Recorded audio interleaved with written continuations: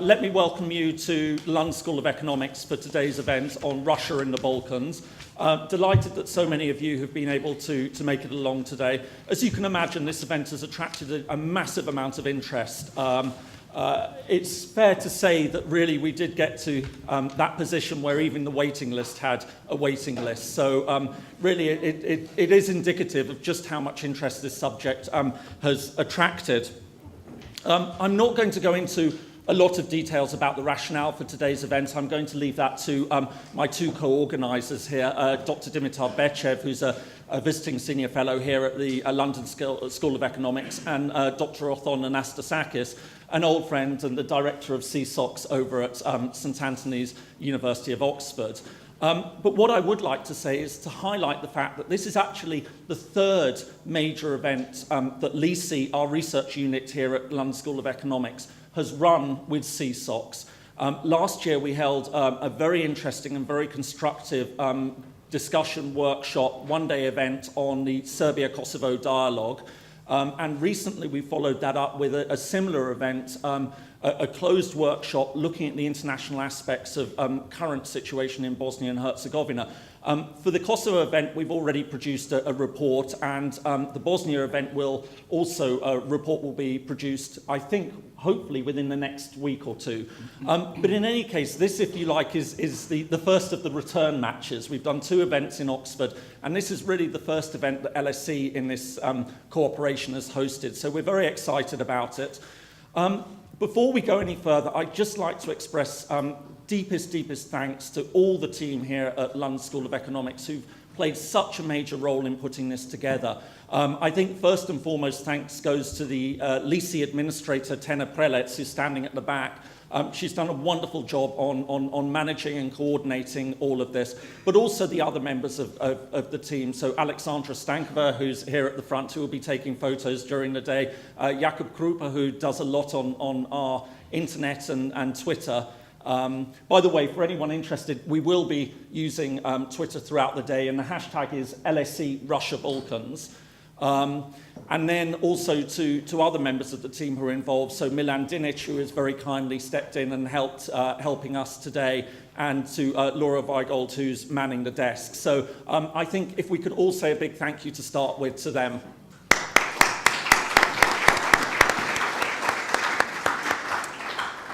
But of course, today wouldn't have been possible without support from a number of other sources. So obviously, all the speakers who've agreed to come today.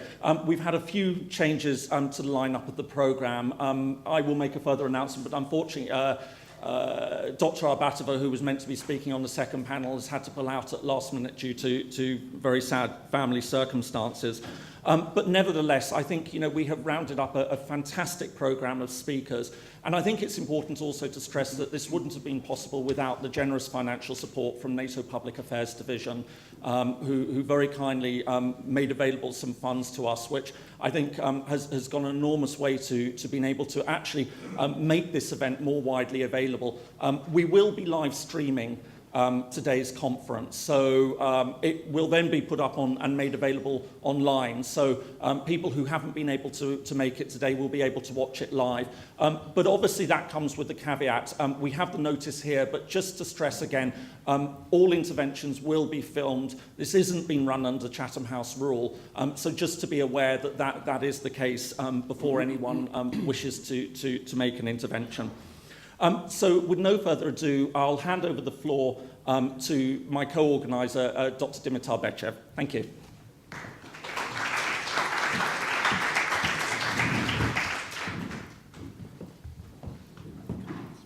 Well, let me now extend my warmest welcome to all of you turning up here in such fantastic numbers. Dobro požalovat, also to our Russian guests. It's really timely and exciting conversation to be had in a time when actually you have a lot of exaggerations hovering around to do with Russia and the Balkans. We've gone from one extreme to the other. For a long time, Russia was dismissed as irrelevant in the region, especially after the experience of the 90s and the failed attempts to play a major role in Kosovo. Now we seem to be going to, or veering to the other extreme, where Russia is seen almost as a challenger to the EU and NATO and US-backed status quo in the region. I think the picture is much more differentiated and complex. Of course, with the economic crisis in 2008 and onwards, you've seen the profile of Russia becoming much more important, not least in relation to energy, which is a key power resource Kremlin has managed to build. But it is a complex relationship in the sense that there are other channels of influence, of interaction, and that will be explored through the panels.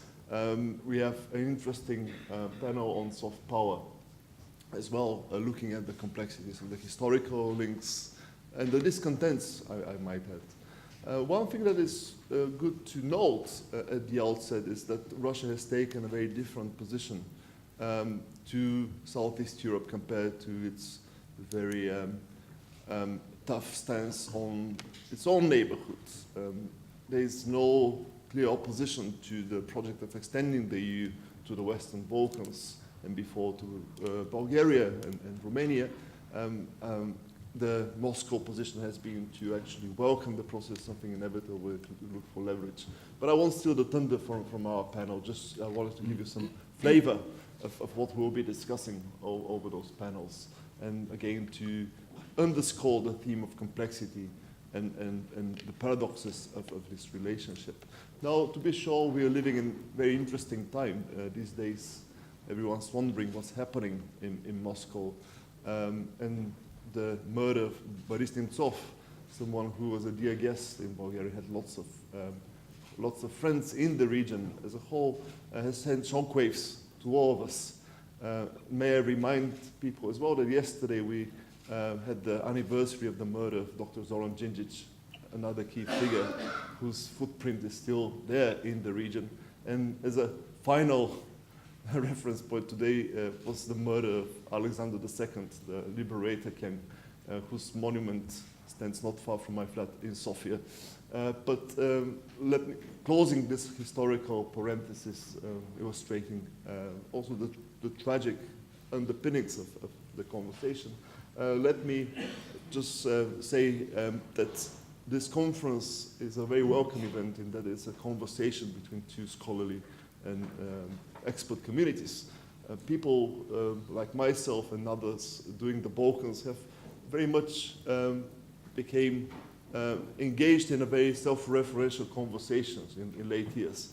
And the crisis and also Russia's involvement in the region is a welcome reminder that there is a wider world out there, and we stand to benefit by comparing notes, engaging in conversation, talking, discussing with colleagues doing other regions and all the Russian specialists. So it's particularly stimulating that you have so many people doing Russia and also colleagues and friends coming all the way from Moscow.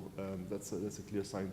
But without further ado now, I'd like to pass the floor to my dear colleague Othanos Stasakis, who will be talking you through the panels. And once more, great to have you here, and I'm looking forward to a very exciting day of discussion.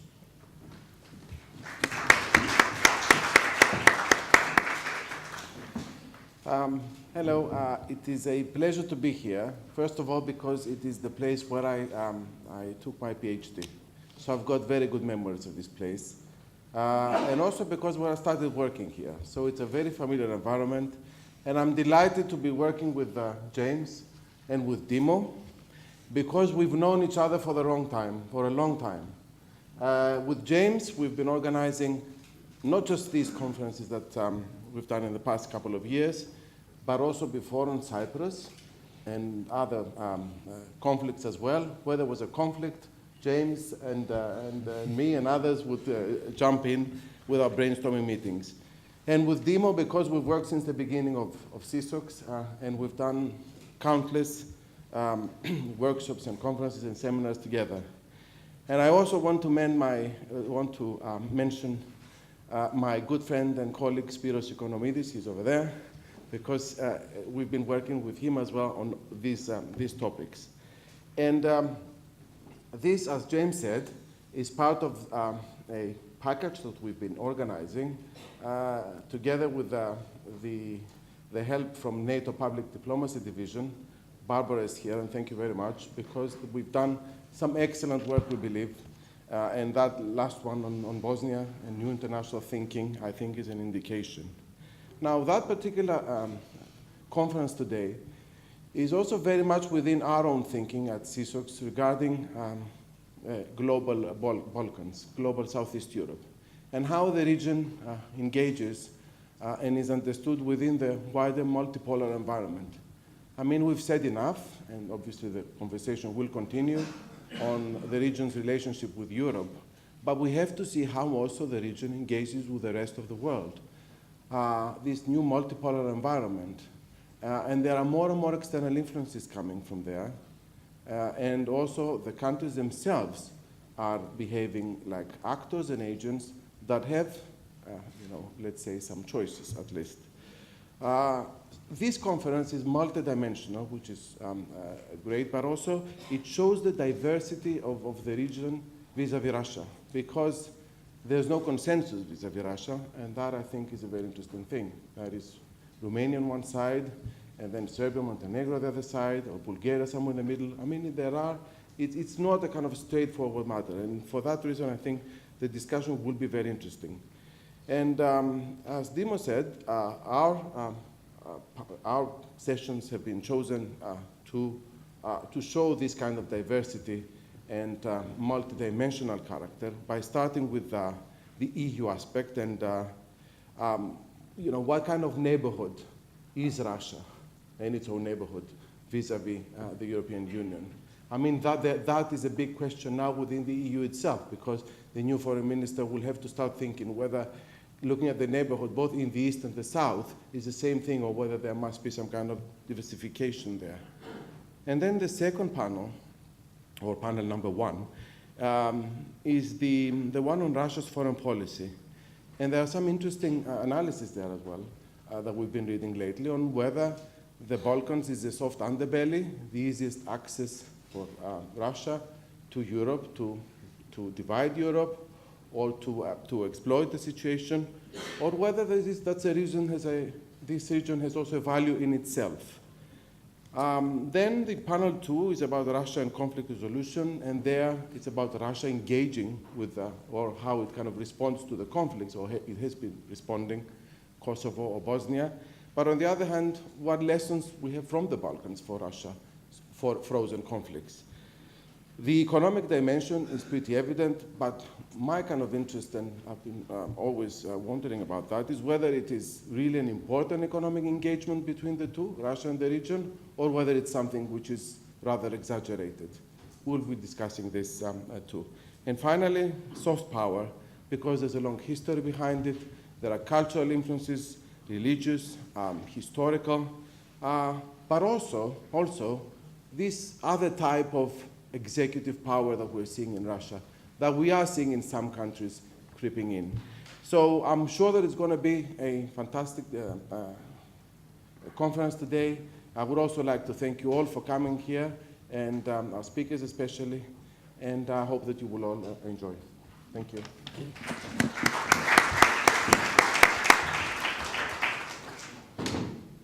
Now for our opening address, I'd like to invite Andrew Raspash from the European Commission. Thank you.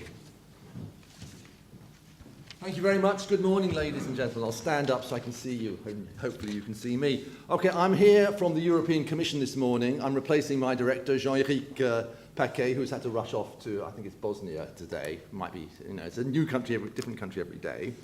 I'm working in the Directorate General, which has now been renamed NEAR, used to be Enlargement, has now come together with the neighbouring regions to become DG NEAR. Maybe a couple of words about that later on. I am not from the External Action Service. And this is quite an interesting choice on behalf of the organisers, that they invited the European Commission rather than the External Action Service to make the opening address. And of course, that, I think, reflects a little bit that the approach that the EU has taken to the Balkan region. And by the way, parenthesis here, Balkans, what is it? We talk about it, we put it in the titles. If you look it up, the definition of the Balkans, it's not just the Western Balkans, which, as I carefully said, I represent the director of that region. We're working on that region. It's also, of course, several member states of the European Union. There's Greece, there's Romania, Bulgaria. Well, Romania, I suppose some might discuss. You could even say Croatia, Slovenia. You know, there's several member states of the European Union there. I'm not going to be talking about those. I'm going to be focusing my remarks on the Western Balkans. And in fact, my remarks, I'm going to cheat a little bit because we're on live streaming. I'm going to ask questions, perhaps, rather than say too much, which might be used in court against me. And I've only been working on the Western Balkan region for the last 6 months. Before then, I had the honour and pleasure of serving the European Union at the delegation in Kiev in Ukraine, which is extremely interesting and throws a very interesting sidelight onto what's happening in the Balkans and the Russian influence in the Balkans, though fortunately, as the previous speaker said, it's maybe not quite the same thing. Okay. The EU approach has been based, the enlargement approach is very technocratic. There are 35 chapters of negotiation. We've started negotiations with some of the countries, not with others. Each chapter has opening benchmarks, closing benchmarks. It's a much stricter approach that we have now than we had for the fifth enlargement in 2004 and the enlargement to Romania and Bulgaria in 2007. It's a very tough approach. It's going to take a long time to do that. So even if the very difficult political challenges which some of the countries in the region face as a prerequisite to joining the European Union, even if those were sorted out in a short space of time, the actual technical process is going to take several years. And once the negotiation process is successfully completed, you then have the signature and the ratification by the 28, or however many it will be, member states, plus the exceeding countries. So it's a very complex technical process, which is extremely unlikely to be finished under the current Commission in the next 5 years. And this is what President Juncker made quite clear. But of course, it wasn't just a technical remark that he was making there. It was a remark, I think, that was very much focused also on the member states, the existing member states of the European Union. Enlargement fatigue is something that's been talked about for a long time, and it's a real factor there. We've gone from 12 to 15 to 28 member states in a rather short space of time. And so I think that was really the focus, was the internal within the EU focus. But I guess you will tell me that this statement from President Juncker will also have had a strong political impact on the region. And I will be very interested to hear from you if that, to some extent, has changed the weight of the European Union in the political calculus in the countries in the region.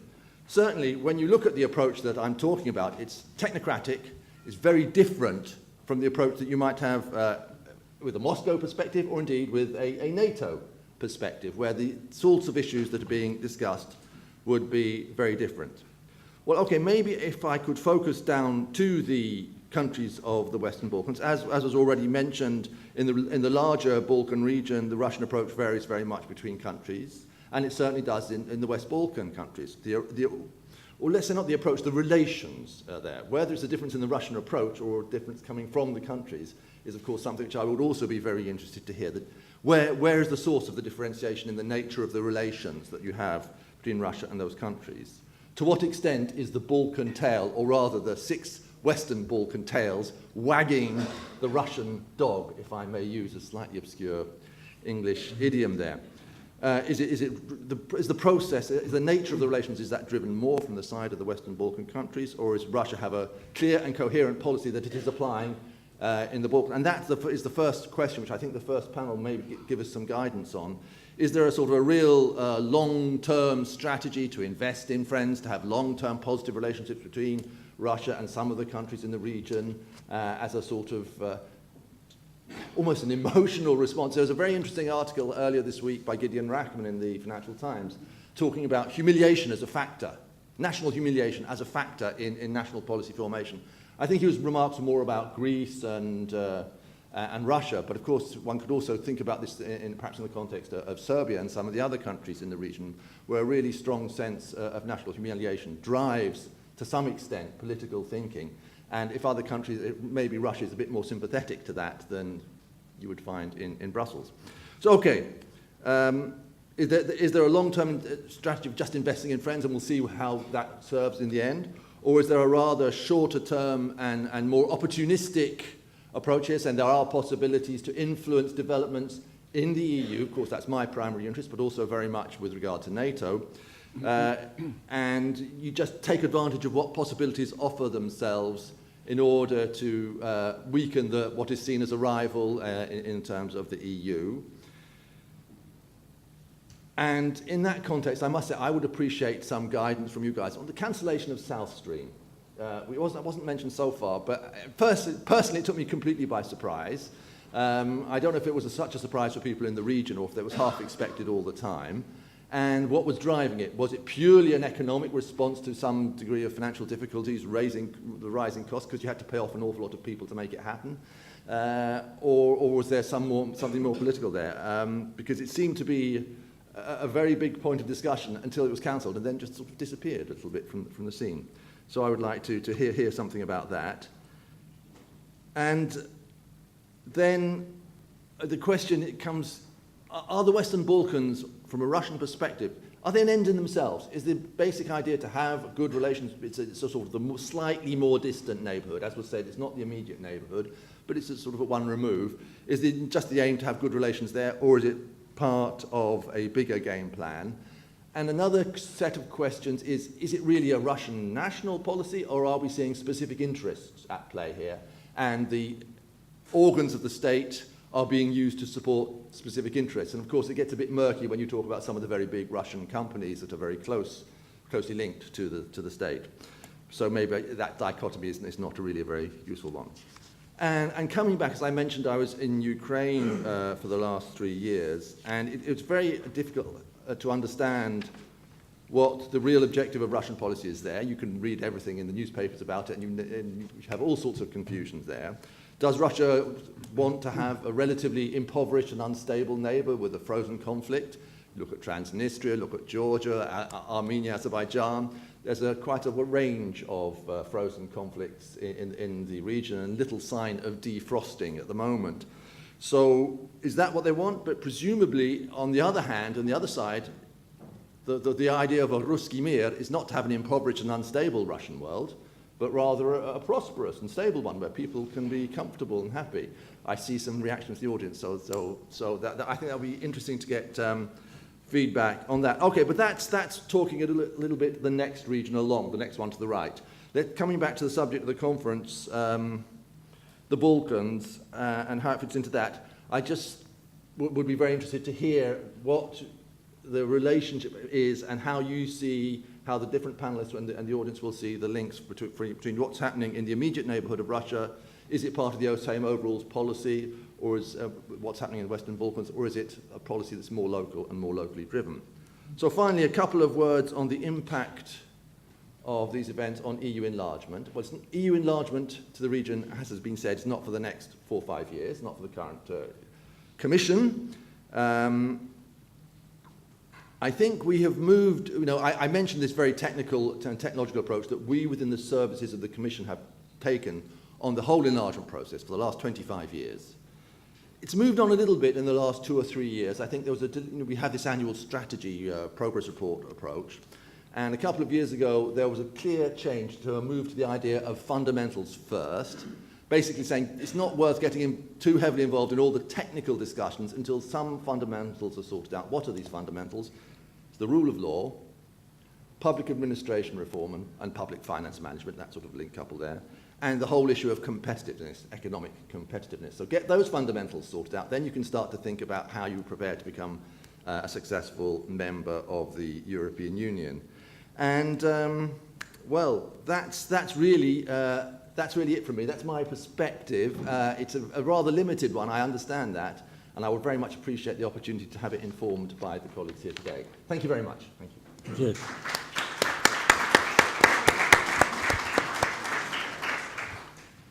Andrew has very kindly agreed to take a couple of questions if there are any immediate points that anyone would like to raise or questions about European Union policy. Otherwise, we'll move into the first session. Does anyone have any particular question? Gentleman here. Yes, So we'll just, if you want to stand up, perhaps identify yourself as well, please. Yes, I'm the Aspen student in Bucharest. The Commission just released a paper regarding the new, Sorry.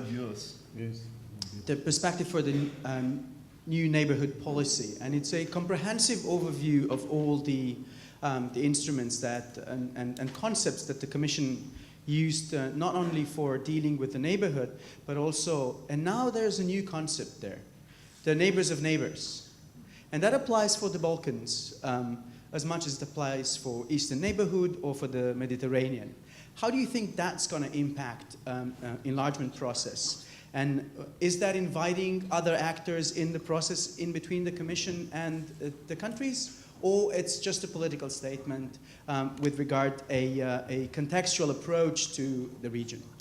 Okay, I see a gentleman back there. And then... Thank you very much, Mike. Name is Ewan Grant. I'm a former British customs officer who worked for 3.5 years in Bosnia in the Customs and Fiscal Assistance Office, more or less at the same time as Mr. Paddy Ashdown was High Representative. My question is for Mr. Rasbash, but for the rest of the panel. You mentioned the point about Russian vested interests, and sometimes it's difficult, if not impossible, to distinguish these from state interests. Now, particularly in the Western Balkans and its links with what's left of the Yugoslav military-industrial complex, how much understanding is being given to the role of Russia's former and current military-industrial complex in relation to that, in relation to economic issues and worldwide instability and security and indeed criminal issues? I draw the attention of the audience to the Independent this morning about Nigeria. I'm not sure that there's necessarily all that comfort about dealing with these issues. Thank you very much. And then Konstantin von Negger at the front here, please. Yes, my question. Yes, thank you. My question is also to Mr. Rasbash, and it's, well, fairly simple, may seem like. How do you assess the current state of the accession negotiations of Serbia? Thank you very much. 3 very good questions. Andrew.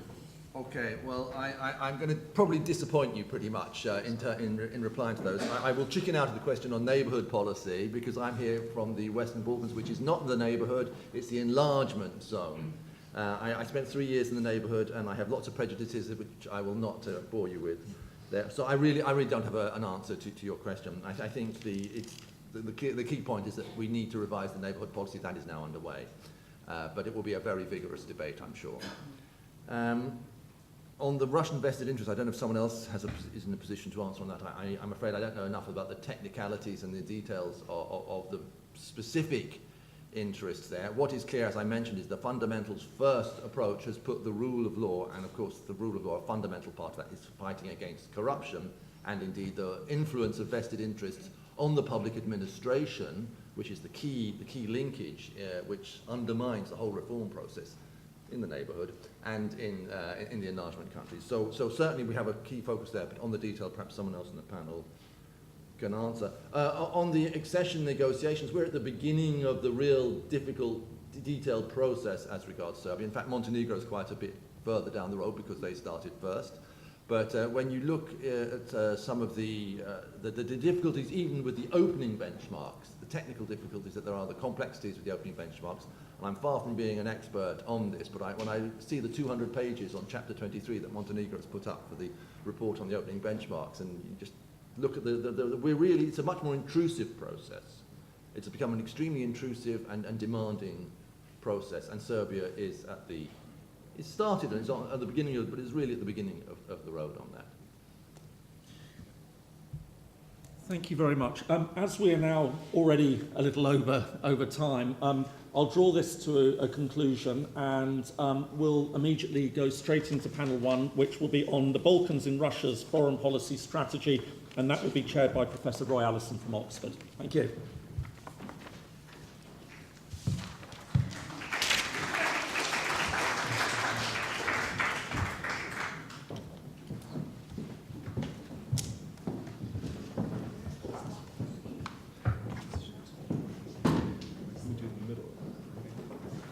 Thank you.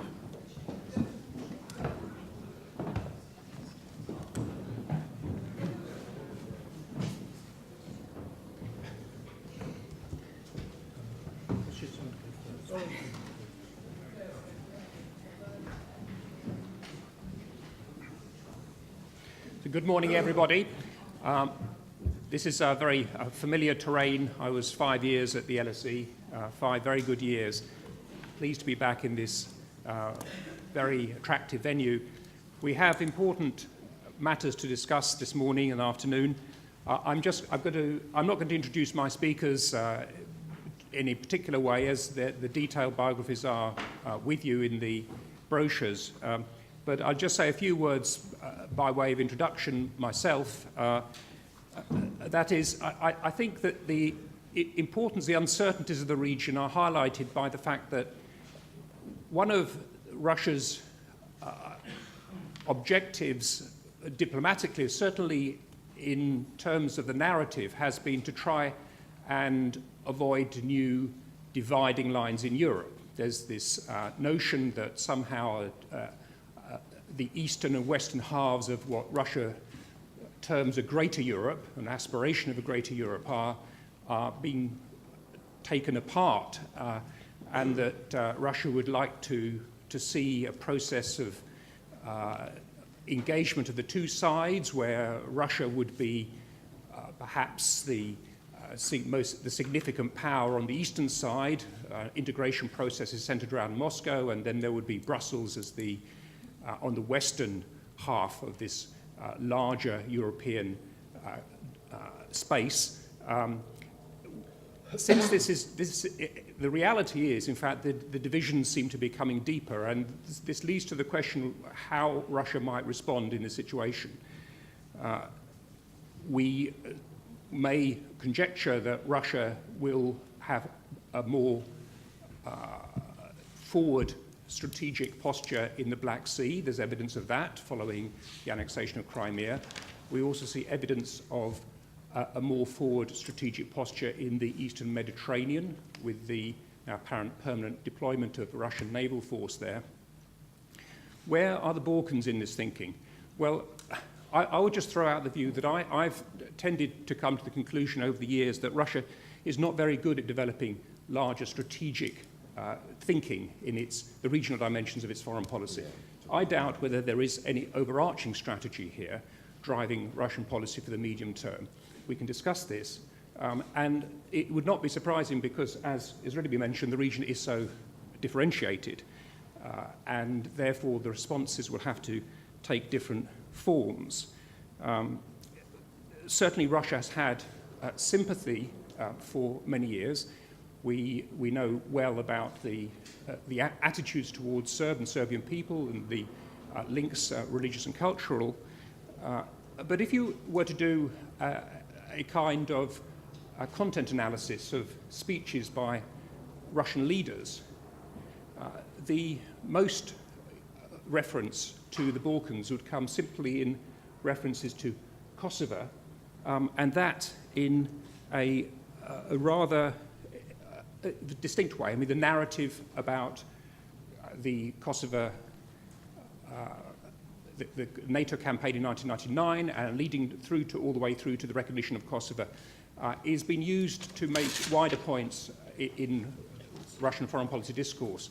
But it seems that there's actually rather little reference to the real substance of policy, and I think this is what we should discuss, which is more interesting in many respects, to find out really how differentiated that policy is, where Russia does seem to feel that it has a rightful involvement and has instruments to bolster that involvement, and where it has not. So I'll turn now to the first speaker. Will be Kostya Egert, who has come from Moscow, is well known among those specializing on Russia as an analyst, as a commentator, and someone with a acute understanding of what is happening in Russia today. Thank you very much. I hope the mic is on, or do I have to go to the podium? Okay, fine. Hello? Yeah, that's fine. Well, I would like to thank the London School of Economics for this invitation. I'm more of a watcher, generally watcher of Russian foreign and domestic policy as such than that of the Balkans, although I paid my due as a reporter for Izvestia, for the foreign desk of Izvestia in the 90s, covering the Croatian and Bosnian conflicts, so I'm not really completely alien to the region. Before I go into a few thoughts that I prepared for the session, I'd like to say to those of you who are watching what goes on in Moscow, RIA Novosti has just reported that President Putin will meet with the President of Kyrgyzstan on the 16th of March in St. Petersburg. So keenly awaiting the reappearance of the President in St. Pete. Now to the Balkans and Russia. I think that some of the key themes mentioned by Mr. Rasbash and Roy Allison chime in with what I essentially wanted to say. I think that if you look at the post-Soviet, or rather the history of relations between Russia and the Balkan states in the post-Soviet era, yeah, you can definitely split it into the 90s and everything that happened after. In the 90s, the way Russia was present in the Balkans was, to a large extent, first and foremost, all political. It was to a large extent due to the benevolence of Russia's Western partners who wanted to include Yeltsin's Russia into the process of the solution to a multitude of problems, especially in ex-Yugoslavia. I think that was the fulcrum, the focus of Moscow's policy in the region at the time. It was very much about keeping the flag there. There was not much of a economic policy to be dealt with. Actually, there was not much of a strategy also, because in the end it was very reactive, and to a large extent it was dictated by the domestic issues in Russia, the first nationalist wave with which, at that time, fairly weak wave, with which President Yeltsin had to cope from the middle of the 90s on. And in this respect, Russia's policy, again, mostly with regard to ex-Yugoslavia, was a very delicate balance between keeping good relations with Western partners and at the same time waving the flag of Russian Orthodox, traditional, historical presence in the region. I think that why I'm dwelling on the 90s, I think it's a very important period in the sense that it basically laid the foundations or inserted into the public discourse two important notions. One, that of Russia essentially being kicked around by the Western partners, by the United States, being weak and showing its weakness by not being able to defend its friends like Milosevic and Karadzic and the rest of them, which kind of tells you a bit about Russia too. And secondly, in 1999, I think, as I forgot it was Andrew Rasbash or whether it was Dimo that mentioned that the Kosovo, first the 1999 NATO action against Yugoslavia, twisted Yugoslavia, really left a very deep scar on the Russian national conscience. The scar that could have been healed by policies of the incoming Putin administration. But instead, the decision was to scratch the scar and make it a real wound for purely, I think, domestic purposes. And so when President Yeltsin was on his way out, we remember what happened in Pristina airport. People thought at the time, this is just some kind of funny thing with the Russian paratroopers in the end landing without water and asking General Sir Mike Jackson to deliver a bit of eau potable to them. It turned out to be, to my mind, one of these sort of early signs of where not only the Russian policy in the Balkans, but where the Russian policy was heading. If you come to think of it, that was the first fairly mild attempt of confronting the NATO forces in what was supposed to be a fairly cooperative arrangement.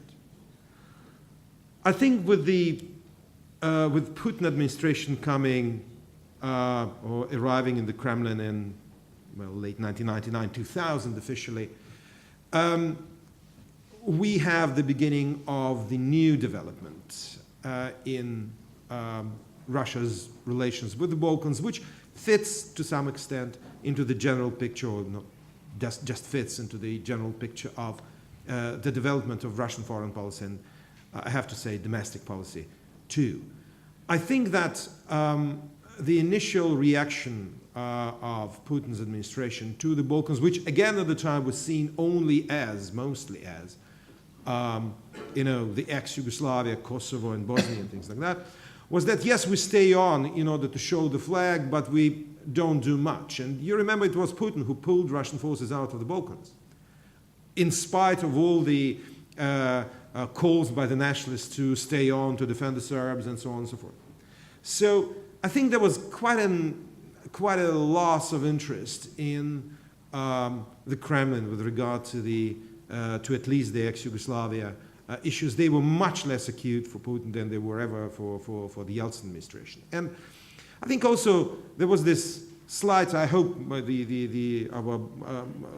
colleagues coming from the region will not be offended, but there was this kind of slight condescension. These are just essentially poor people who are running around with not a lot of clothes on, so, why do we have to deal with them? We have other things to tackle, like the oil boom and standing up to the US and controlling the domestic political space. And I think that was an important moment too, because I think that one of the things that, again, it's a very personal opinion, that are not recognized by most analysts in the West, is that Russian foreign policy as such is driven primarily by domestic agenda. And even to make it more precise and more condensed, is driven not by the domestic agenda the way it is driven, say, in the United States or in the UK. It is essentially driven by the interests of the ruling class of the political regime. And the chief interest of the political regime is to actually stay the ruling regime and nothing more. Putin's policy in Ukraine is not about NATO enlargement or enlarging building up the Sevastopol base or the Balkans or anything else. It is very simply about not letting the Maidan come to the Red Square. And that is what it's all about. It is a domestic issue.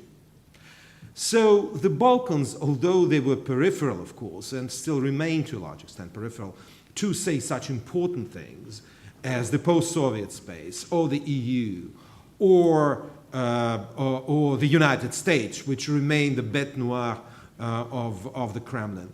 And even, I would say, to some extent, the Middle East recently, they still represent, or started to represent, from around about the 2008, an important benchmark and an important doorway simultaneously for the Kremlin. Benchmark because 17th of February 2008, the Kosovo independence, became another crucial point after the NATO operation in 1999 against Yugoslavia and then the Iraq war. A third crucial point that proved to the Kremlin, or at least they say it proved to them, that the West is out, and especially the United States, are out to change regimes wherever they please, that there is no such thing as international law. There is such thing only as far as, or as long as someone interprets it as an international law and binding rules, and that, in fact, Russia is strong enough by that time, or was strong enough by that time, to start doing the same thing as the United States. It's very, I know, there is no logic in that. You say the United States broke the international law in 1999 together with the NATO allies, then broke the international law in 2003 invading Iraq, then broke the international law in 2008 accepting Kosovo's independence, and then what you say is that we're not going to stand for international law, we're actually going to break international law ourselves. And I think that in this respect, the Balkans, the Balkan area, and especially again the Kosovo issue, were and still are, if you look at public utterances of the Russian leaders, very instrumental in terms of proving that Russia had the right to do what it did in Georgia in 2008. I remember having dinner with Hans-Dieter Lucas in Berlin, who was at that time the plenipotentiary German government sort of and EU mediator for the Georgian conflict and Abkhazia, South Ossetia, and Georgia. And I remember on the 9th of July, we had dinner in Berlin, and I told him, I think that Russia will do something about Abkhazia or South Ossetia, both. I actually thought Abkhazia would be more like that. Because of Kosovo, because Putin said, we'll respond to that in due time. And he never throws these remarks away. And that was it. That was the first time that the Kremlin really used this opportunity of Western actions to pursue its own agenda at that time in the post-Soviet space. So in this respect, the Balkans are this eternal example to which you can recur in the Russian foreign ministry or in the Kremlin whenever you need to tell the Westerners to go to hell with their advice. And at the same time, and this is about examples, and this is about this ideological underpinning of Russian foreign policy in which the Balkans play a role. But also, if you look at, say, 2008, 2009, that was the time when I think there was the first early realization that even that the Western Balkans are moving towards membership in the EU and NATO, just as Bulgaria and Romania did, and that you essentially can't do anything about this process. You can't stop it. And I think that because the process is protracted, the idea that via some countries of ex-Yugoslavia you could open a back door to the EU and NATO and basically stay or be inside, have platforms inside in the future, became very appealing. And that is the time when the South Stream project started to be well propagated. That is the time when Gazprom started negotiations on acquiring Serbian pipelines, and that was the time when Russia started giving out bailout credits to, say in Belgrade. I think that Serbia is seen as a very key, crucial element in this particular drive. Also, I think that it was seen as a useful thing because Russian foreign policy is driven by the political regime which essentially controls the Russian economy. I mean, people who rule Russia also own Russia. So when you see Gazprom coming in or Gazprom Neft coming in, or when you see Russian railways coming in and getting credit from the Russian state, I think the deal was for 800 million for the railways, and then it was, I think, 500 additional guarantees. So it's essentially the Kremlin taking money from the left pocket and putting it into the right pocket, and everyone is very happy, especially in Moscow and the Russian Railways Management Board, for obvious reasons which I'm not going to say, elaborate on because it's live broadcast. I don't want to be taken to court for libel. But I think that this was the time when there was this feeling that a combination of not so much hard power, but political, diplomatic power, economic power, and soft power by using, a fairly well-known network of connections and sympathy for Russia in the region, could essentially soften up, say, the candidate countries before they join. And of course, in 2008, 2009, 2010, no one knew about what's going to happen with the Euro crisis and then with Ukraine and then with things like that. But it was a feeling that, okay, we'll have some very sympathetic people eventually inside NATO and the EU, and we'll have legitimate economic interests, which can be used to impact policies in the future. So that was, I think, one of the rare moments in which money interest and political considerations really looked more like a strategic than a reactive policy. And in this respect, the Balkans look a bit unique, I would say, because most of Russian foreign policy is very reactive. It's very kind of on the spot and about here and now rather than the future. But here there was a kind of design for the future, and the importance that Putin and Medvedev paid, because you remember there were several visits to the region, and especially to Serbia again, which, as again I would like to stress, is seen as a key player, proves that it was and still is to some extent an important endeavor, although not dominating Russian foreign policy agenda. There was a question about the military-industrial complex. Yes, I mean, the arms sales do play a role, but I think they are seen more as a way of,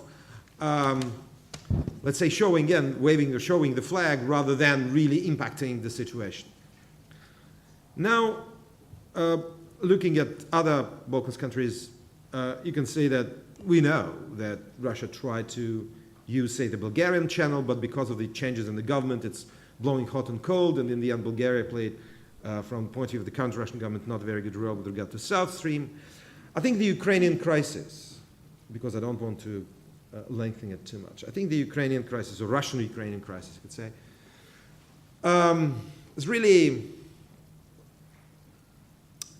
changed a lot in Russian foreign policy and in Russian domestic policy. It was a game changer. The Crimea was a game changer, invasion of Eastern Ukraine was a game changer, and I think that if you're looking at Russian policy, it's really changed over this year, and it's become much more focused on the immediate environment, and essentially it's now pretty much completely about the survival of the political regime in Russia than about anything else. So 2014 was a great year of disappointments for the Russian government and for some people in the Balkans area who thought that that's a very perspective thing. First and foremost of all, of course, I'm talking about the end of South Stream.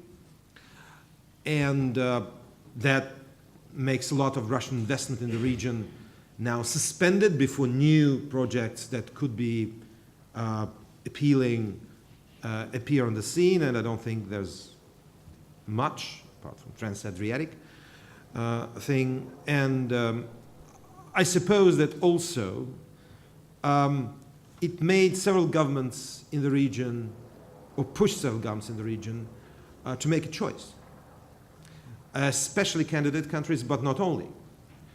There are Russian economic interests, say, in Bulgaria, but then Bulgaria is a member of the EU, so it has to choose between, essentially it has to choose between Brussels and Moscow, just like Belgrade, just like Montenegro.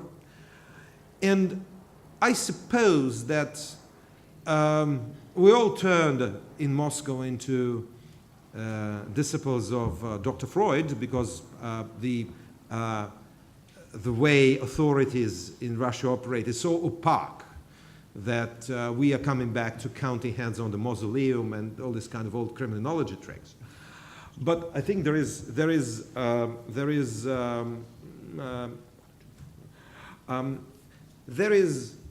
a clear feeling that things that were done before in hope of solidifying Russian political and economic influence in the region are sort of slipping away. To me, the abandonment of South Stream, let's leave aside long-standing predictions that it wasn't viable from the beginning. It was, first and foremost, a political project. I mean, this idea, well, hands up, we're not going to do anything about it, to me was a very emotional decision that was dictated by, of course, external circumstances, but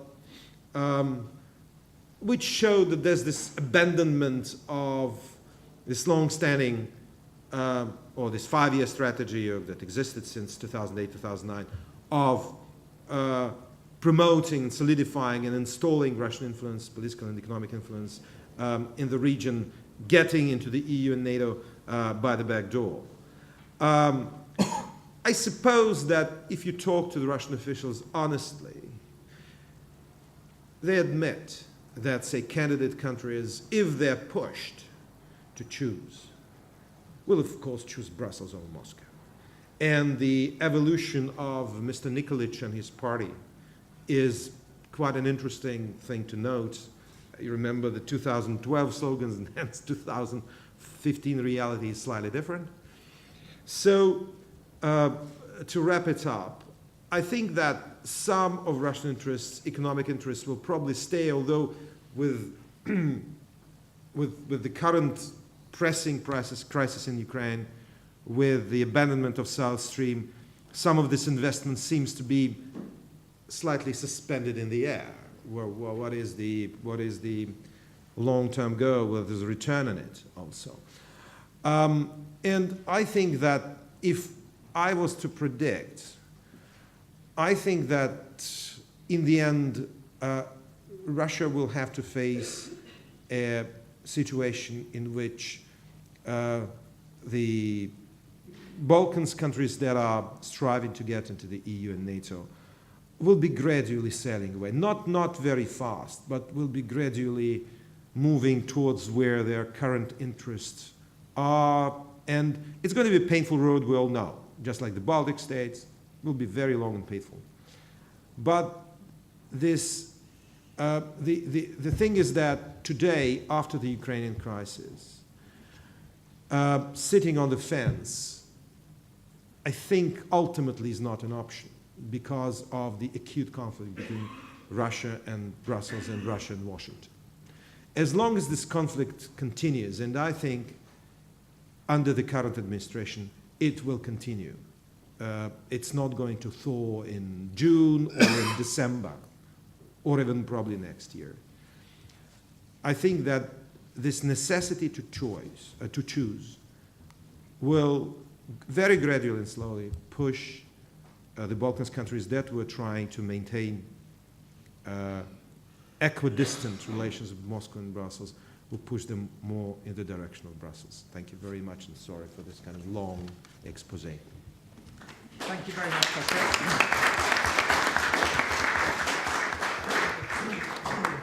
So we turn directly to Dimitra Buchev, who has, I think, a complimentary presentation.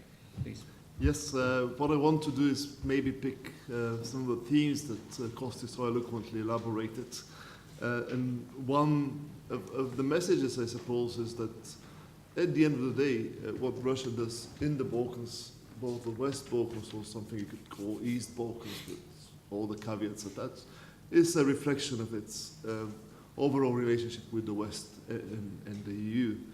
In many ways, the region and Russia's actions and presence there is a function of the complex and ever-changing dynamic between Russia and the West.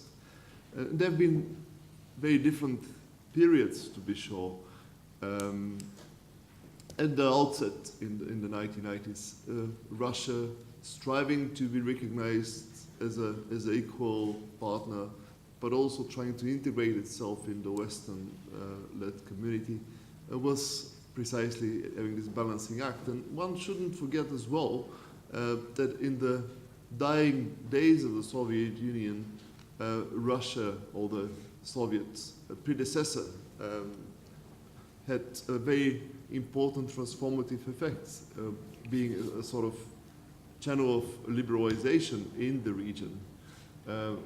In the days of the Romanian Revolution, there was a time when the US and the Soviet Union were discussing joint action there, and the person who came to the fore in Bucharest was somebody educated in Moscow in face of young Iliescu, which was a departure. But even more importantly, because Romania might be a special case, in Bulgaria, starting from the early 80s and onwards, the spirit of perestroika had a tremendous impact on civil society, also on the leadership. You couldn't resist the imperial center undermining the very regime, so you had to at least pay lip service. But that was this a moment in time which lingered on into the early years of Yeltsin. And the story about Russia in the early stages of the Yugoslav wars is very much well known. The tough balancing act, and trying, of course, to contain the pressure from within Russia, the nationalist leadership of the Supreme Council. Remember Hasbulatov and Ruskoy, who did put a lot of effort to use the Yugoslav example to scare Russian public opinion that there is a Yugoslavia within Russia itself. So the linkage was there. Russia evolved gradually towards a more unilateralist policy after the mid-90s. But of course the balancing act was there. And what happened in Kosovo was anything but reassuring. It's suffered a major setback. And all the way to the Putin era disengagement, but also involvement in the sense that Russia piggybacked on the Western efforts to stabilize the region. It created also a better environment for investment, for the energy projects, for Russian middle class buying into the real estate sector of the region. And Russia was more or less present in many of the multilateral initiatives in the region. Now, of course, we live in a very different world, so that's a theme I want to also flag up and echo.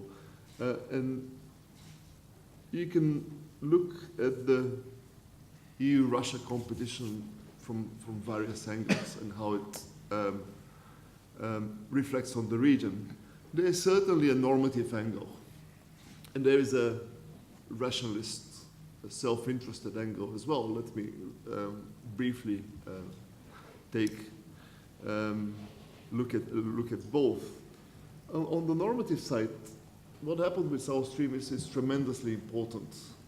Not simply because South Stream was a way to distribute rent in the region, but also within the clientele around the Kremlin. Like, it was not as important whether South Stream would be completed or not. It was much more important that how much money was spent on it. Exactly, how much money would be spent, and the subcontractors of Gazprom and their cronies inside the region would be kept in business, and the price went up, inflated, and so on and so forth. But there was an important ideological battle as well. The message from Brussels consistently was South Stream is a viable project only if you abide by the rules. Today is the third energy package, so you're very much welcome to be here, but please make sure there is access by your competition to South Stream, and you build it by applying the all supranational rules that govern the energy sector. Now, the Russian position was, of course, there is a technical aspect, but I think there is much more to it. It was something along the lines of, we, as Russia, concluded a series of intergovernmental agreements with all the countries down the pipeline, Bulgaria, Serbia, Hungary.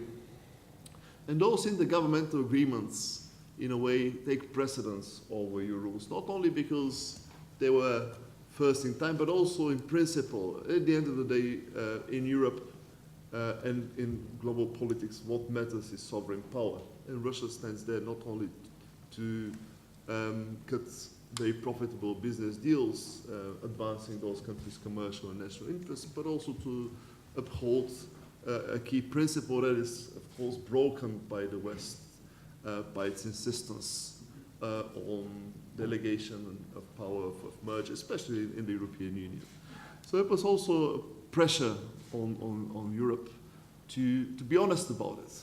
That for all the talk about post-nationalism, European integration, when push comes to shove, it's a world of sovereign nations and national interests. So that was the nature of the normative challenge. The European Commission, of course, invited Russia to launch an application. Now, I stand to be corrected because we have people from Brussels. It invited Russia and Gazprom to launch an application for exception on South Stream, the way that the Trans-Adriatic pipeline has one. But Russia refused in the first instance to lodge an application for this exception on principal grounds that national interest, bilateralism, sovereign relations take precedence over the whole mumbo jumbo emerging from Brussels. But I think it's really important, and that's why the Balkans came at the forefront of this normative clash that has emerged in today's Europe. Now, beyond the normative clash, which now, of course, with the Ukrainian crisis has spiraled into also a discursive battle between the ideology of Europeanization versus the ideological pastiche coming from Kremlin, mixing Soviet nostalgia and conservative values. Beyond that, you have a very rationalist dynamic as well at play. Russia made inroads into the region because of the malfunctions or the blind spots in the Europeanization project.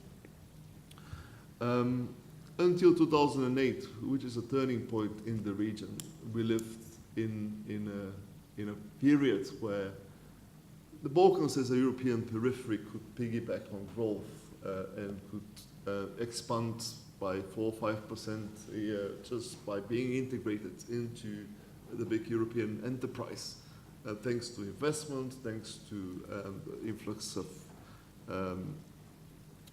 remittances, credit expansion because of the big Western banks in the region. Now, after this turning point, we've entered a period of stagnation, of economic hardship. And there is Russia exploiting the loopholes. I mean, elites in the region are also demanding Russia. So if you look at the Russian policy, you have to ask questions not about supply only, but also about demand. There is demand for Russian involvement. There is demand for fresh money to all the clientelistic system established in most of the countries, if not all. So the domestic game applies as much to the Russian side as to the Balkan side. You can almost theorize it as a two-level game where we actually have the domestic. And the Russians are aware that their money is welcome. As Chinese money is welcome, money from the Gulf is welcome in the Balkans these days. And there are lots of loopholes to exploit. Now, this points to another theme that is quite important in the region, the new Titoist game, or the old Titoism restored. In Serbia, but also elsewhere, you have a fine tradition of balancing, of picking winners and playing off one against the other. Vuk Jeremic was famous for putting it across in a very, very blunt manner. He was not as successful in practicing it and reaping the benefits, but he was honest about his thinking about it, around it. And you have quite a bit of that. Regional elites try to benefit from Russia. They can't be blamed for that, because at the end of the day, that was what Western European counterparts were doing as well. You could say that Serbia was exploiting all those pro-Russian at the time, when actually France was trying to sell its brigades. And that was behavior that could thrive and prosper all the way until this chasm with the Ukrainian crisis. This cynical, opportunistic attitude is well understood on both sides, but it has left a bitter taste. Now, the cancellation of South Stream has exposed to many of the governments in the area that they've made important concessions. Serbia has sold its family silver with the expectation there will be windfall from South Stream, and it has ended up in a very such position now. Equally, Russia is aware that it is often played at by the locals. Even at the time of Milosevic, that was the case. Yeltsin, public opinion was all sympathizing with the Serbs, but I don't think anyone forgot that Milosevic was simply a good coup. He might be one that made some waves in Serbia and out and out. The way that Bulgarian Sports Party say anything about it. So that's the next thing now, but that's my last point. We are very short on time. Now you see the glass Russia was very sour makes Russia to be very important about players coming to So of course we always tend to look at Russia as very emotional, historic, about think about the elections, and so on. But there is a very cynical reality overlooked. And by the way, it's my last point, maybe linking the last one power. We shouldn't overplay the notion of cultural links. If anything, there are many more Russian speakers in the European Commission these days than in many of the Western Balkans. Foreign ministers, I'm thinking about Mr. Fule, Šefčovič, Lajčák, who are educating in Russia. That's not the case in Belgrade, it's all Skopje. So thanks a lot.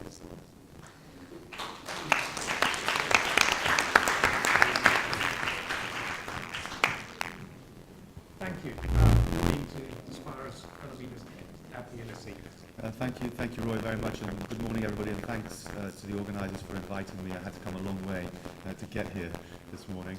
My colleagues on the panel have covered a tremendous amount of ground in the last few minutes, and I would like to leave as much time as possible for you to ask your questions and to engender some kind of discussion.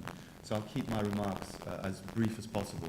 This will also help cover up the fact that I'm not really a Russian expert, and I don't really want to present myself as somebody who can comment in the same way the other panelists did on Russian foreign policy. So what I'd like to do in the next few minutes is simply say a few things about how others view Russian foreign policy and how others view Russian foreign policy through perhaps the prism of the Balkans. And specifically, of course, what I'll concentrate on is Western perceptions of Russian foreign policy and what perhaps we have learned or how they are shaped by what has happened in the Balkans in the last 20 years or so. And of course, perhaps I should say Euro-Atlantic perceptions if we're going to use the parlance of 2015. But nonetheless, what I'm going to say a bit about is what does the West think about Russian foreign policy? How does it understand and characterize Russian foreign policy through what has happened in the Balkans in the last few years? And the first thing I'd like to say is something which Dimo just finished on. There is a lingering feeling, a lingering perception that there is a long-standing and continuing Russian cultural, historical, and set of religious links with various peoples, nations, and states in the region. I mean, Dimo underscored this, and I don't think I have to go very much further. Yes, there is a series of links we could point to that range back to the wars of independence, the first emergence of independent states in the Balkans, including Greece, which was sponsored, supported, engendered by Russian intervention. The First World War, whose 100th anniversary we celebrated last year, figures highly in this kind of narrative.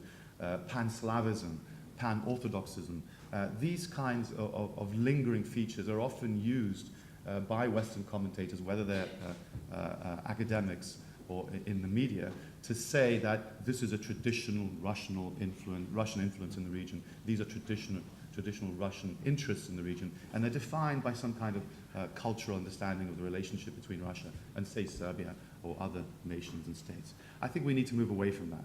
I think we need to understand that what we're dealing with is a particular set of circumstances which are rooted in contemporary interests, in contemporary crises, in contemporary conflicts, and in contemporary sets of relations. And every time I come across any kind of explanation or understanding which tries to highlight this historical, cultural, religious angle, I always take it with a pinch of salt. We mustn't discount it. It is there. It is manipulated and open to manipulation, but nonetheless it does not form the bedrock of any kind of relationship, and anybody who sees it as such, I think, should go back and reconsider their position on this.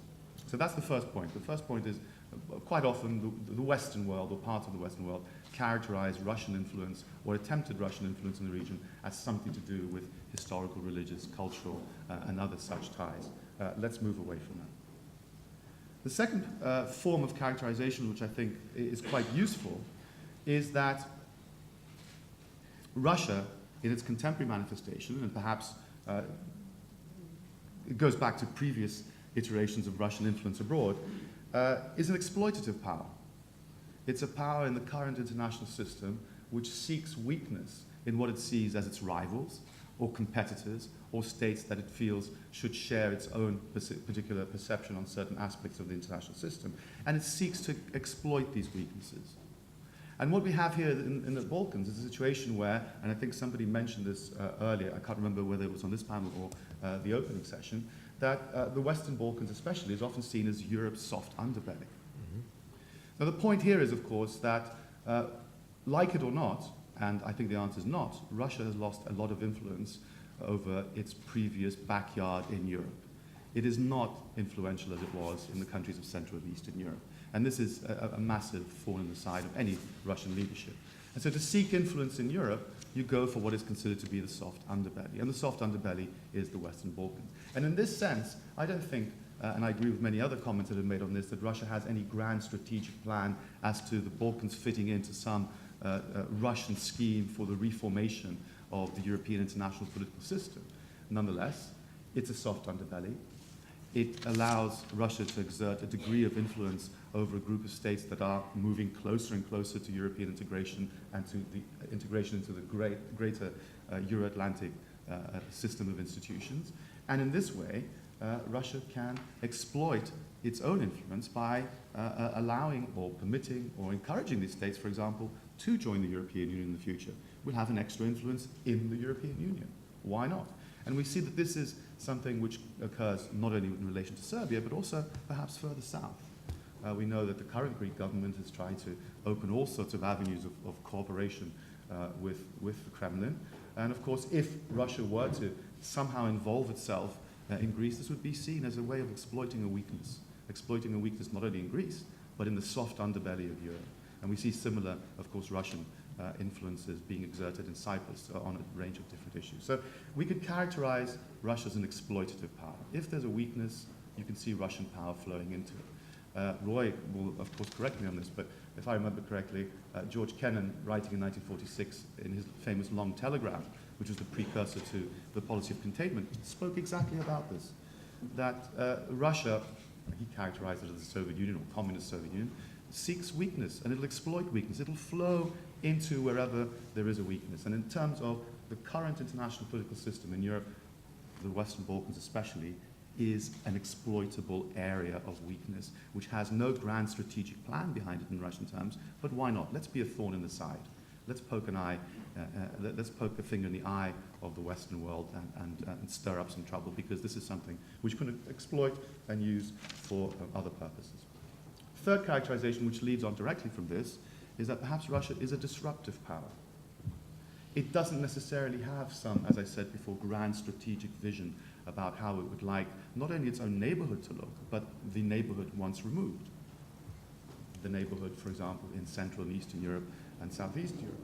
But nonetheless, it won't readily allow other influences, institutions, and actors to simply impose their will without putting up some kind of fight for the sake, in a sense, of showing that Russia is an important actor, that Russia does have a stake, whichever Russia we're talking about, whichever interests we may be talking about, that Russia has a stake in this region, and that it won't simply lie back and allow others to sweep in and remove any vestige of power and influence that Russia may have in this region. So it disrupts. It disrupts not according to some kind of strategic plan, but perhaps according to narrower contemporary interests that may be at stake, and certainly as a result of a particular characterization or view of what kind of relationship it has with the West, that this relationship must never be subservient, that this relationship has to be a relationship of equals, or at least perceived as a relationship of equals, and we can disrupt whenever we want.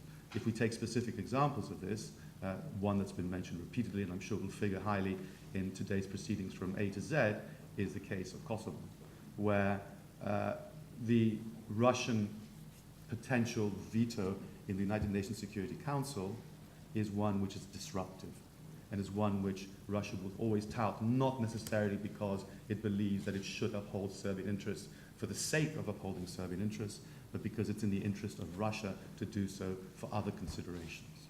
And I think this is something which we should keep in mind, and this perhaps characterizes relations with Serbia more generally in this particular decade. Last, the fourth characterization, which I think we come across in Western commentary about what Russian foreign policy is about, is the idea that if there is some kind of grand strategic narrative, which I don't think there is, but if there is some kind of grand strategic narrative, the best way of characterizing Russia in today's contemporary international system is that it is a revisionist power. It's a power in a sense that wants to be able to act according to rules that it sees fit for its own interests and it sees fit for the interests of its neighborhood, and which may, in a sense, contravene all other contemporary rules of international order, whether they are legal, normative, or behavioral rules.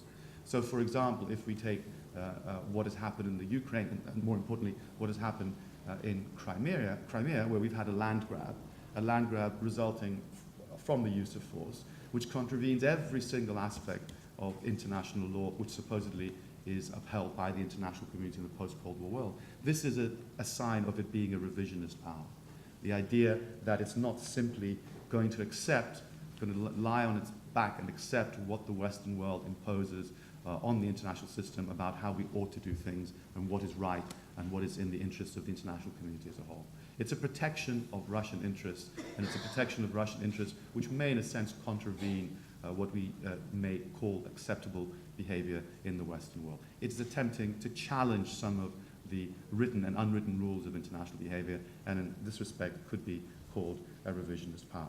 So those four characterizations, in a sense, may help us understand how the West thinks about Russia and how we can learn from Russia's Balkan influence in the last a few years. The bottom line, and I think this is something which has been underlined by all the speakers, the bottom line is that Russia is a self-interested power. And it's a self-interested power in a variety of ways. It may be self-interested in the longer-term historical understanding of how and why Russia behaves in geopolitical terms, but it's also self-interested in the narrow interpretation which has been made quite clear that it's about survival, and it's not only about survival of the state, but it's about survival of a particular regime and the protection of specific interests which are either within that regime or somehow associated with that regime that are equally important. So we can, in a sense, forget about the grander picture and how Russia may be behaving in historical or systemic terms. Thank you.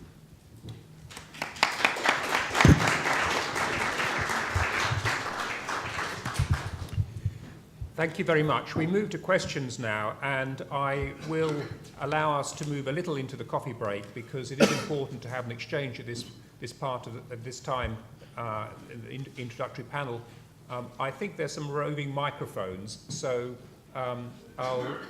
please, when you put your question, make it brief to the point in interests of time, and so we can cover a number of questions. Sir.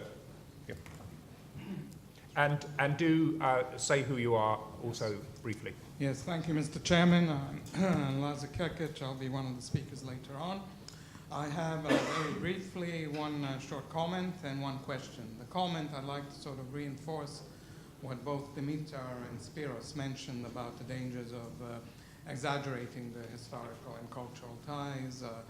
Let's say if we look at the Serbian-Russian relationship, there's something to it, but very dangerous to base one's analysis on that. And in that respect, I always remember comments of a friend of mine who lived in Moscow a long time, and he was absolutely shocked that other than a very small group of people in the foreign ministry and the academies, and even in those institutions, very small group of people, the ordinary Russians had absolutely no clue who the Serbs are. So there you have it. My question refers to, well, it can be to Spiros, but other panelists, concerns Greece. Because other than very brief comments by Spiros, we didn't hear much about Greece from anybody, and Greece is certainly, I think, Balkan, both culturally and historically, and even though it seemed to have escaped the Balkans, in the last 5 or 6 years, it's returned to the Balkans with a vengeance. It's back to the future. So Greece is very much a Balkan country. As we'll see later, actually, Greece is the only country in the region which has Russia as its main foreign trade partner, which is quite interesting. So my question is, how seriously should we view the prospects that we've been reading about and statements by Syriza that will turn to Russia and that Russia will come to its economic aid?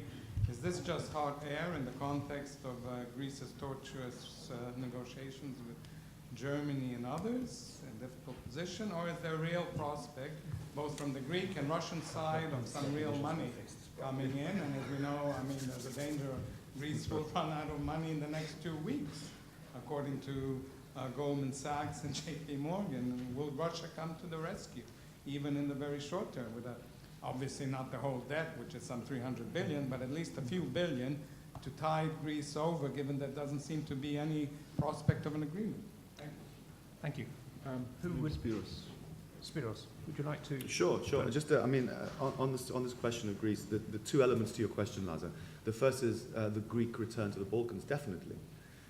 But still, the paradox is that you're an economist and I'm not. You know the figures a lot better than I do. But if you take GDP per capita, you'll find that Greece is still way ahead of the cumulative sums in terms of the Western Balkans. So the Gulf is still pretty amazing, irrespective of the current financial crisis. But I suppose that it's made a return to the Balkans in a lot of other ways, which were considered in the past, or swept under the carpet in the past. The whole inability of the state to function, the idea of corruption and being a hallmark of a political system, and nepotism, etc., etc. And that, in a sense, I think has come as a shock, not only to Greeks, but also as a shock to its Balkan neighbors who saw Greece as the beacon. This is the possibility that we should be following in terms of our European perspective. And so that, I think, is a very apposite comment. The prospects of Russia coming to the rescue of Greece, I think this is all hot air. I think this is, on the one hand, a very desperate Greek government trying out whatever maximalist positions it can to sweep up some crumbs of comfort from a series of European partners who are very reticent to allow it to break the rules. And these maximalist positions are manifested in not only saying that Russia will come to our rescue, and assuming and hoping that this will provoke the Europeans into saying, well, we mustn't allow Russian influence to pervade a European Union member, as it is also, of course, of the latest iteration of this maximalist position in Greece, which is to demand war reparations and the repayment of a war loan incurred by Nazi Germany in the 1940s. This is a pretty big maximalist position, and I think it's one of a pattern. So I don't really think that Greek attempts to elicit support from Russia are anything else but a part of a particular bigger political game, which I think the Russians have made it very clear that we have, at this point, no intention to assist financially the Greek government. A very quick one on Mr. Kekic's first remark. I think what you said about, because I think it ties in with what Spiros was saying, it's true that if you're talking about the 90s, people in Russia were not really interested in the Balkans. They didn't know what's the difference between the Serbs and the Croats. It was some kind of Balkan people, gyros and stuff like that. But believe me, over the last 15 years or 20 years, and especially in Putin's era, a very considerable effort was made to tell the Russians who the Serbs are. There's one thing the Russians now know from massive wall-to-wall TV coverage of foreign policy, or by all Russian channels, is that the Serbs are victims. That's a very important thing, because the whole Russian policy, why the Balkans come very useful, because what is the association that's being made by the church officials, by the foreign ministry people, by the state propagandists on every single conspiracy TV channel that is being broadcast from one center, is that Russians are victims of Western conspiracy. And that's exactly the way it is in Serbia. So in this respect, this artificial brotherhood in trouble, artificial brotherhood and victimhood, if I may, forgive the pun, that is what's being propagated and boosted up. So now, believe me, lots of people are very well informed about Serbia today, albeit probably in a way which is not very very joyful for our Serb friends here in the audience. Thank you. Well, the same applies for, I think, the other side as well. The victimhood is what connects. It's not that Serbs know who our Pugačova is or whatever, but they know that they were victimized the same. Yeah. That's why there is resonance. And there's another point, going back to what Spiro said about the reparations. Serbia now comes very handy into the Kremlin attempts to resurrect the memory of the Second World War as a legitimizing factor. The visit by Putin to Belgrade very much highlights this whole idea of another people there who fought bravely against the Nazi occupation, and was liberated by the Soviets. So it's also for domestic consumption. And kind of vindicates the narrative that is coming from Kremlin. Thank you. There's a question over there. Gentleman in the light suit. Yeah. Kirill Drezov, Kyiv University. I'm also one of the later speakers, but a question to the panel. Can you describe, or would you agree that the present Bulgarian and Serbian elites are the biggest losers, or big losers of the present confrontation in Ukraine? What I mean is that, the people around Nikolic and Vucic and the people around Borisov in Sofia have had lots of expectations about Russian money coming in or staying in. And Dimo mentioned something along these lines about the family silver. But South Stream was not just something about sort of bringing corrupt rent to officials. It also would have brought in a lot of investment in North Bulgaria, which is a severely declining region. Would this not, this loser kind of feeling amongst the elites in Sofia and Belgrade, would this not threaten elite cohesion in both countries, and also have implications over EU cohesion concerning Ukraine? Because if one looks further north, the Baltic countries and Poland are certainly not displeased by some consequences of the Ukraine confrontation. They always wanted American troops on the ground. Now they got them. This is not the feeling in either Sofia or Belgrade, at least not in the elites that are ruling there. There are groups in both capitals that are happy with these confrontations, but these are fairly small groups, very different from either Poland or the Baltic states. So are these the big losers of the Ukraine confrontation, the Serbian and Bulgarian elites? Who wishes to? Maybe I should chip in. Yeah, I mean, there is a feeling of loss but I think it's fundamentally because of the loss of economic opportunity. I mean, regardless of how you term it, is it corrupt money or is it legitimate business? In the case of Bulgaria, of course, we are talking about a project worth 3.5 billion, which is more massive than anything else. Mr. Dimchenko would have gotten the lion's share, but there would be some extra money to be distributed. And of course, in the case of Bulgaria, it comes on top of another failed project worth billions on the Bela nuclear power plant. Also in North Bulgaria. Yeah, but at the end of the day, we can argue on and on about the economic impact of such projects. At the elite level, I think, yeah, the perception of loss is there. And also, pressure to take sides is something elites don't welcome. Even in the case a country like Bulgaria, which seems to be very much divided amongst the pro-Russia and anti-Russia side. In the public sphere, that's the case, but at the level of elites, I think there's a very pragmatic consensus that Russia is out there, it presents lots of business opportunities, and it should be exploited. I think it's pretty cohesive attitude by both the center-right and the center-left. Many people have caught my eye.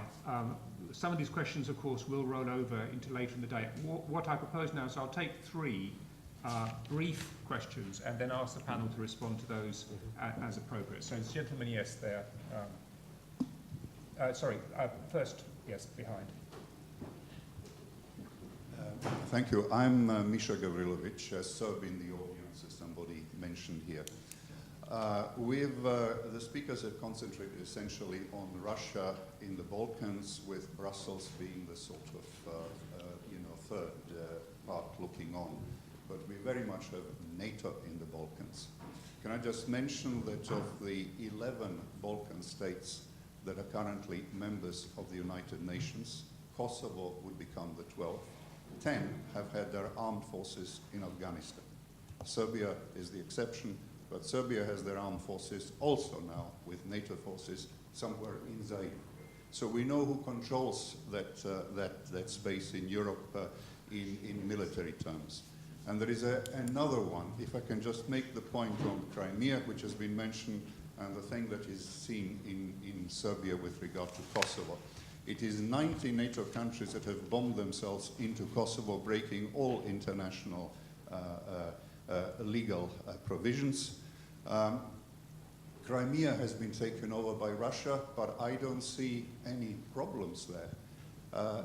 If people don't know it, 80% of the Serbian population that is currently under KFOR, and that means NATO control, is now missing in Kosovo. Could you put a question? Population census shows it. Maybe you can compare with the fact that in Crimea we don't see anybody leaving anything. In fact, the salaries of the state employees have been doubled. Thank you. These things are noted in the region, but one is under control, one has government changes, and one has to follow might equals right. Right, thank you, thank you.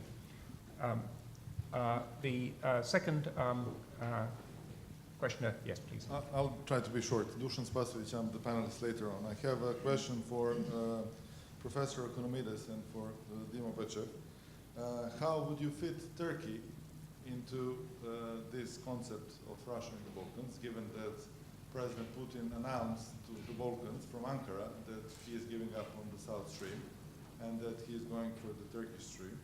And a very brief comment when Dr. Ekonomides was talking about revisionist power, disruptive power, self-interested power.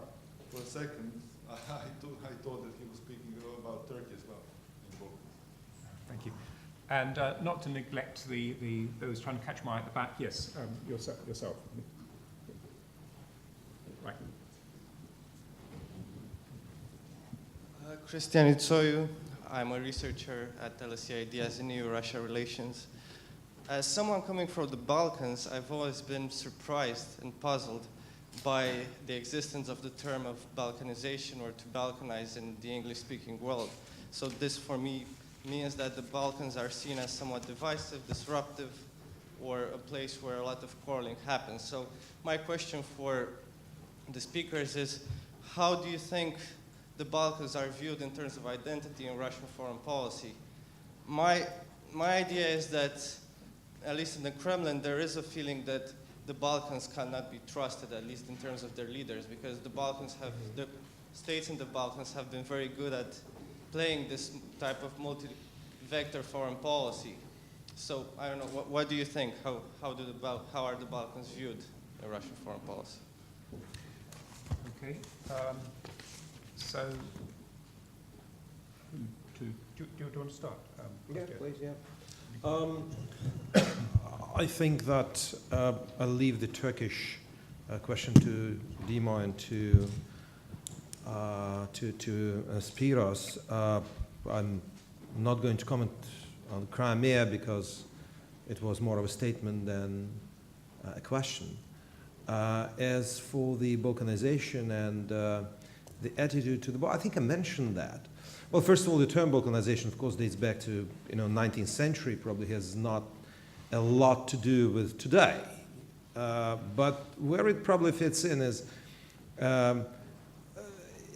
definitely the foreign policy outlook of the Putin regime.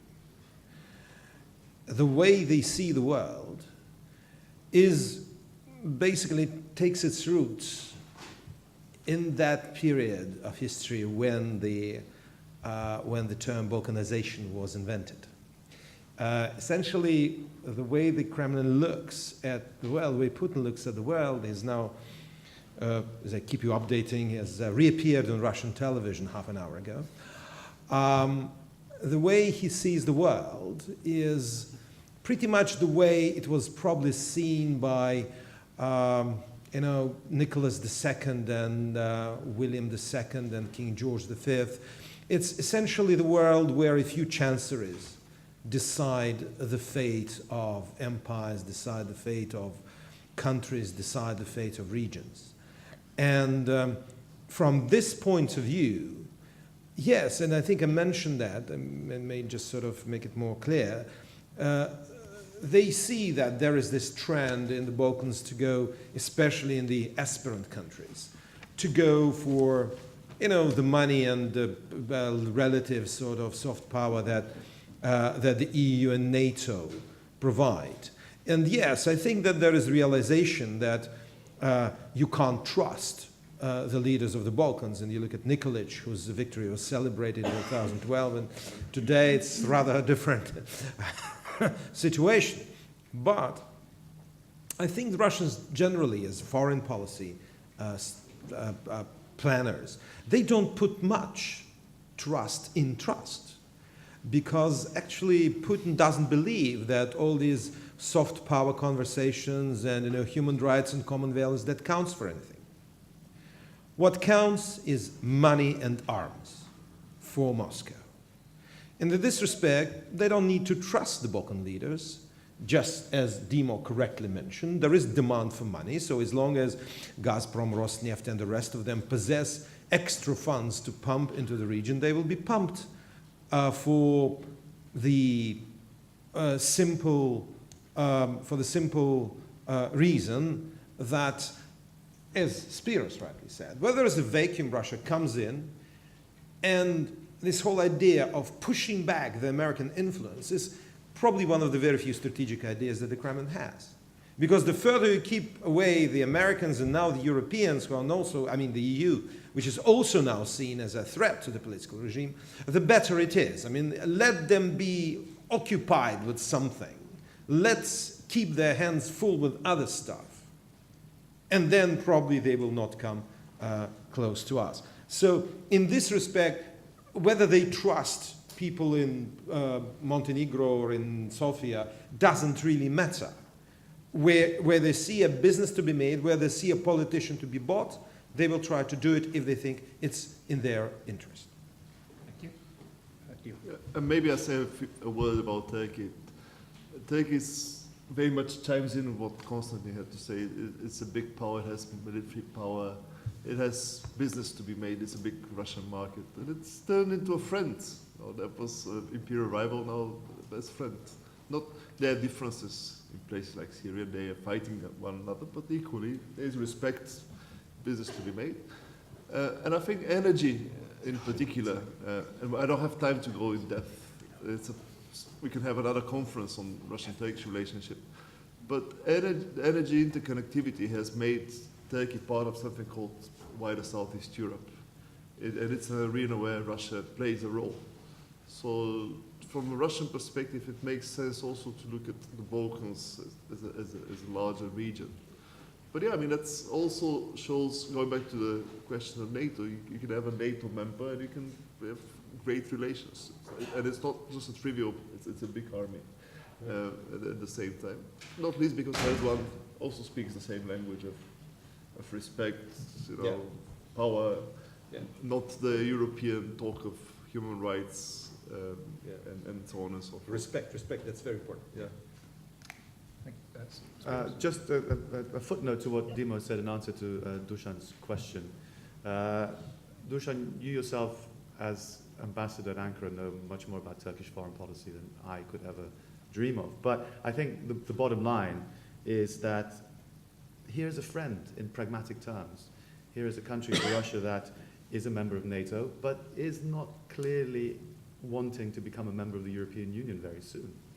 And here's a country which has got regional implications in the Balkans, but has significant regional implications beyond, and could be useful in terms of protecting and promoting Russian interests. And the bottom line is if there are business interests at stake, then those interests within Russia that wish to pursue that business will do so in the most lucrative and least painful way as possible. And perhaps Turkey is one avenue through which to pursue that in the energy sector. So I think, yes, perhaps Turkey is a mirror in terms of a self-interested revisionist power, but there are very practical reasons why you can see some kind of affiliation between the two countries.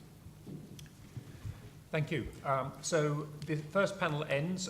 There's coffee for some 15, 20 minutes. I think we've had an excellent introduction, raising many of the key themes. Thanks for the panel. We'll please return within 15, 20 minutes and we'll keep everything on time.